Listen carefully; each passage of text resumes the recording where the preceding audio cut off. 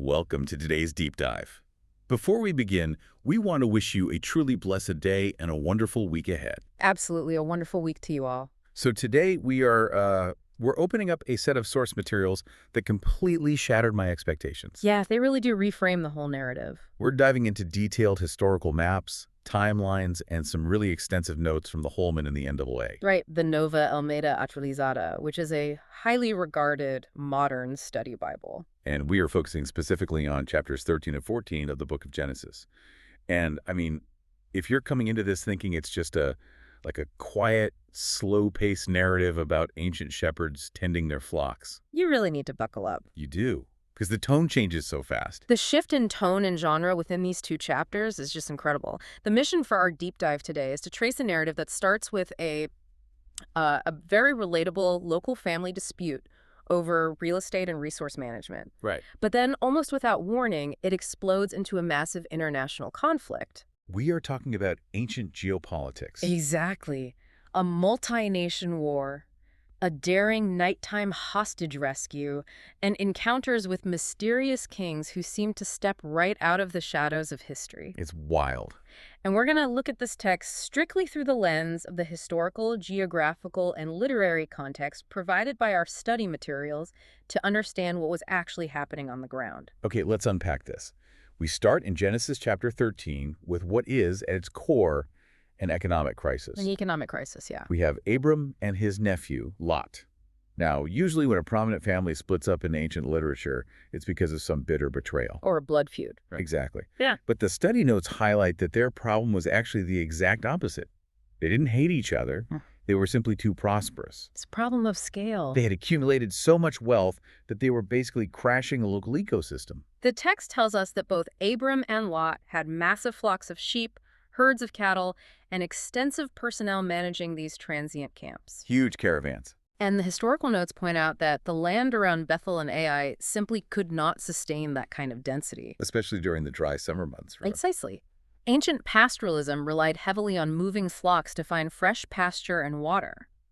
When you have two massive nomadic empires trying to occupy the same hills, then natural resources are going to be drained incredibly fast. Because sheep, for instance, are notorious for eating vegetation right down to the roots. They leave almost nothing behind, so when you have two households of that immense size competing for the same limited watering holes, friction is inevitable. And that's exactly what happens. The text notes that severe strife broke out between the herdsmen of Abram and the herdsmen of Lot. It was an escalating turf war. But the way this conflict is resolved is what really sets the stage for the rest of the narrative. It really does, because in the cultural context of the ancient Near East, Abram is the patriarch. He's the elder. He holds all the cards. By every societal standard of the time, he had the absolute right to claim the best land for himself and relegate Lot to the margins. But he doesn't. He does the exact opposite. He initiates a peace treaty by completely surrendering his patriarchal advantage. He just gives it up. He tells Lot to look around and take his pick of the land. If Lot goes left, Abram will go right. What's fascinating here is how Abram's subversion of the expected hierarchy forces a choice that reveals character. Right, Lot has to show his hand. Lot surveys the landscape and locks his eyes on the Jordan Valley. The study notes emphasize how the text describes this area before the later destruction of Sodom. Because it looked very different back then. It was incredibly well watered. The narrative compares it to the Garden of the Lord, meaning Eden, Wow. or the fertile, irrigated land of Egypt. For a man whose entire economic empire depends on finding water for his livestock, this valley was the ultimate prize. So Lot claims the entire Jordan Valley and moves his camps. He does. But the sources are quick to point out that this is not a happy ending for Lot. The narrative is heavily loaded with ominous foreshadowing. If we connect this to the bigger picture of the Genesis narrative, Lot's geographical direction is a massive red flag. A huge red flag. The text specifically notes that Lot journeyed east. In the literary structure of early Genesis, moving east is almost universally a motif for leaving God's ideal, experiencing negative consequences, or walking into judgment. Like Adam and Eve being exiled east of Eden. Exactly. Or humanity moving east to build the Tower of Babel. Oh, that makes so much sense. And beyond the literary symbolism, there is the practical reality of his choice. Lot pitches his transient tents near the city of Sodom. And the text doesn't mince words about Sodom. Not at all. It immediately states that the men of Sodom were great sinners. The reader is practically screaming at the page, telling Lot not to go there. But he is completely blinded by the immediate economic upside. He saw the water and ignored the danger. Meanwhile, Abram is left standing in the rocky, less desirable hills of Canaan. And this transitions us into the second major movement of our deep dive, the unlikely promise. The unlikely promise, yes. Because after Lot leaves, God essentially gives Abram the grand tour of the region. He tells Abram to look north, south, east, and west. And God promises to give all this land to Abram and his descendants forever. Here's where it gets really interesting. Because the profound irony of this promise becomes clear when you look at the timeline provided in the study materials. Abram is over 75 years old at this point. And he and his wife are completely childless. In that ancient culture, being childless meant you had no social security, no heirs to maintain your estate, and no legacy. Yet the text says his offspring will be as numerous as the dust of the earth. It is a proposition that defies biology and logic. Because the promise is so scientifically absurd, the element of pure faith takes center stage. Abram just gave away the prime real estate to his nephew to keep the peace. He has 0 children. And yet he is handed this cosmic, sweeping guarantee of a massive future nation. And Abram's response is highly significant. What does he do? He moves his tents and settles down by the Oaks of Mamre, which are located near Hebron in the southern hill country. The rocky, dry country. Right. The notes indicate this becomes his primary long-term residence, but more importantly, the first thing he does there is build an altar. He builds an altar. He establishes a permanent place of worship, effectively claiming the land spiritually, long before his descendants will ever possess it politically or militarily. That is such a peaceful pastoral image of Abram at his altar. But keep that in your head, because the narrative is about to violently rip us out of it. We shift gears completely. Chapter 14 opens, and suddenly we are thrown into what some historians jokingly call World War Zero. We are talking about ancient geopolitics on an imperial scale. The text throws a ton of ancient names and locations at us right off the bat. Who are the major players here? You have 2 major alliances colliding. On one side, you have a massive eastern coalition of 4 Mesopotamian kings. Who are they? This includes Amraphel of Shinar, Arioch of Elasar, Chedorlaomer of Elam, and Tidal, king of Goyim. And Chedorlaomer is the ringleader. Chedorlaomer appears to be the primary architect of this coalition, yes. On the other side, you have a local alliance of 5 kings situated in the Jordan Valley. Including the kings of Sodom and Gomorrah. Exactly. But why would a massive imperial army from Mesopotamia march all the way across the ancient world to the Dead Sea? What was the spark for this conflict? It was entirely about tribute and control. Money and power. Always. The historical notes provide the timeline. For 12 years, those 5 local kings in the Jordan Valley had been subjugated by Chedorlaomer. Because they were a vassal state. Yes, paying heavy taxes to the Eastern Empire to maintain their survival. But in the 13th year, they rebelled. They stopped paying the mob boss. They likely formed their own local coalition and stopped sending the tribute. And empires do not tolerate rebellion as it signals weakness to other vassals. What happens? In the 14th year, Chedorlaomer and his allied kings mobilized an army and marched south to violently crush the uprising. And the maps in our sources show that this wasn't a quick surgical strike. It was a brutal, systematic march of conquest. They took it to town. They came down what is historically known as the King's Highway. But they didn't just march straight to Sodom. They spent their time subjugating a whole list of ancient tribes along the way. The Rephaim and Ashtaroth Karnaim, the Zuzim, the Imim, and the Horites. For a modern reader, those just sound like unpronounceable names. But who were these people? Those were not insignificant villages. These were formidable, culturally prominent tribal groups with heavily fortified strongholds. So this is a massive military campaign. The military strategy here is highly sophisticated. Chedorlaomer is systematically dismantling the major powers along the King's Highway to secure his supply lines. He's clearing the board. Eliminating any potential allies for the rebelling kings and controlling the vital ancient trade routes and food supplies before he ever steps foot in the primary battle zone. By the time this Eastern coalition reaches the local kings, they are a terrifying, battle-hardened juggernaut. And the local kings are waiting for them in the valley. Right, the actual battle takes place in the Valley of Siddim. And the geographic notes here are fascinating. This valley, located near the modern Dead Sea or Salt Sea, was completely full of bitumen pits. Bitumen is essentially ancient tar or asphalt. It just bubbles up from the ground. Yeah. So you have this chaotic clash of armies in a landscape littered with sticky, lethal sinkholes. The terrain turns the battle into an absolute slaughter.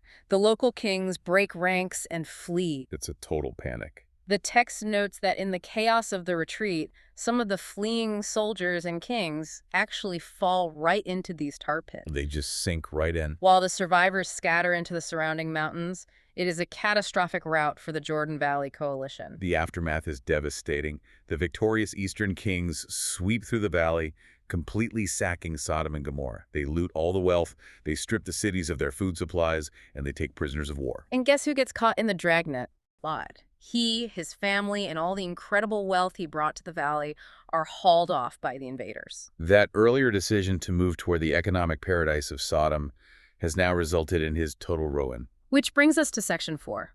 The narrative shifts from a geopolitical war into a highly targeted rescue mission. Because word gets out. A fugitive manages to escape the destruction in the valley and travels to find Abram at the Oaks of Mamre.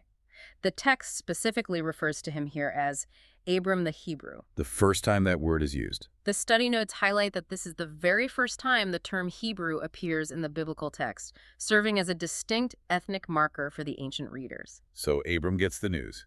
His nephew is a prisoner of war being dragged north by a massive, undefeated imperial army. And you would think a 75-year-old shepherd would just mourn the loss and stay out of the way of the Mesopotamian war machine. But he doesn't. Abram's reaction completely redefines how we view his character. He doesn't cower, and he doesn't send messengers to negotiate. He mobilizes a private militia. The text explicitly states that he armed 318 trained men who were born in his own household. Let's really drill down on that word trained.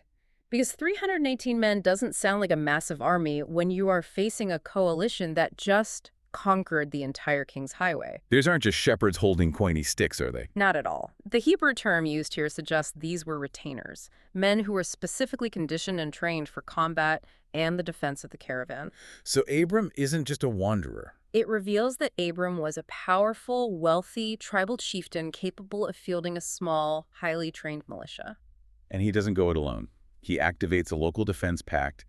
He brings along his Amorite allies, 3 brothers named Aner, Eshcol, and Mamre. The very man whose land Abram was living on. Right. And the logistics of what happens next are staggering. According to the maps, Abram chases this invading army roughly 190 kilometers north to a place called Dan. To run down an army over that distance requires incredible speed and endurance. It's a massive tactical strike. Yeah. And as a quick aside, the sources mention a really interesting editorial detail about the location of Dan. Yes, the study materials point out that the city was originally called Laish during Abram's time. So why does it say Dan? The name Dan is actually a later editorial update inserted into the text so that subsequent generations of ancient readers would recognize the geography. So they would know where it was. Exactly. It is a common ancient scribal practice to update landmarks to keep the text geographically comprehensible. So Abram's strike force catches up to the massive Eastern army all the way up north. And instead of engaging in a traditional pitched battle, where his smaller numbers would be a massive disadvantage, Abram executes a brilliant tactical maneuver. He uses the cover of darkness. A surprise night attack. The notes describe it as a highly coordinated surprise attack. He divides his forces to strike the enemy camp from multiple directions simultaneously. Which is brilliant. In ancient warfare, a night attack against a massive sleeping army can cause absolute panic. The enemy soldiers wake up in the dark, disoriented, unable to tell how large the attacking force is, and they just break. It's a complete rout.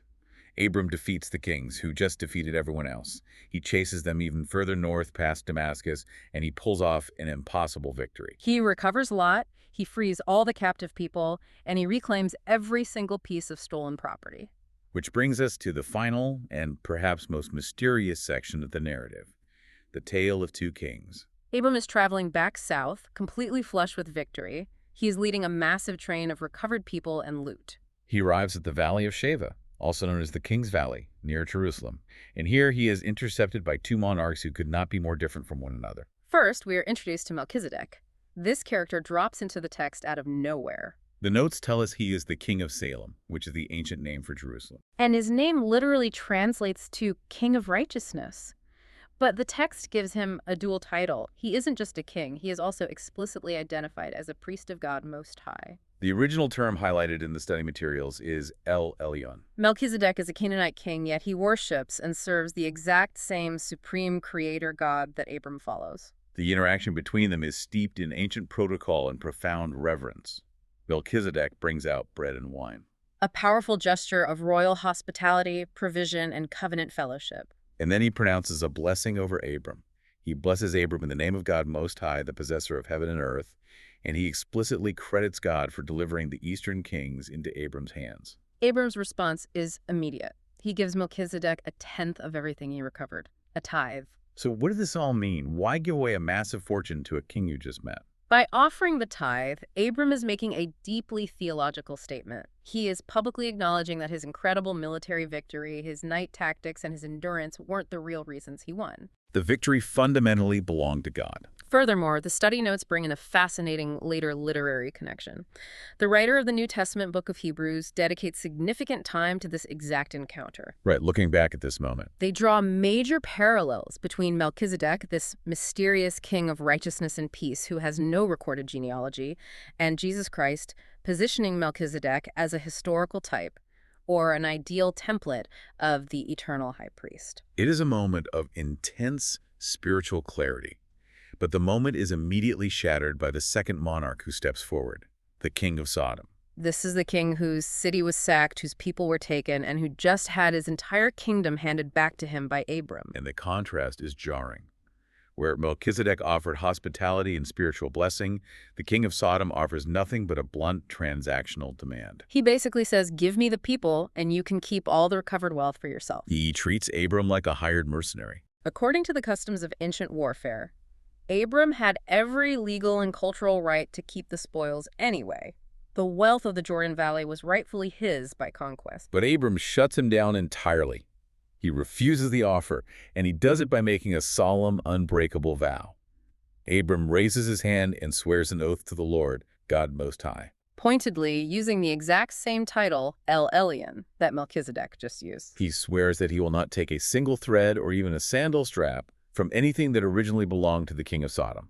This raises an important question. Why walk away from unimaginable wealth that you legally earned? Abram's reasoning is the ultimate climax of this deep dive.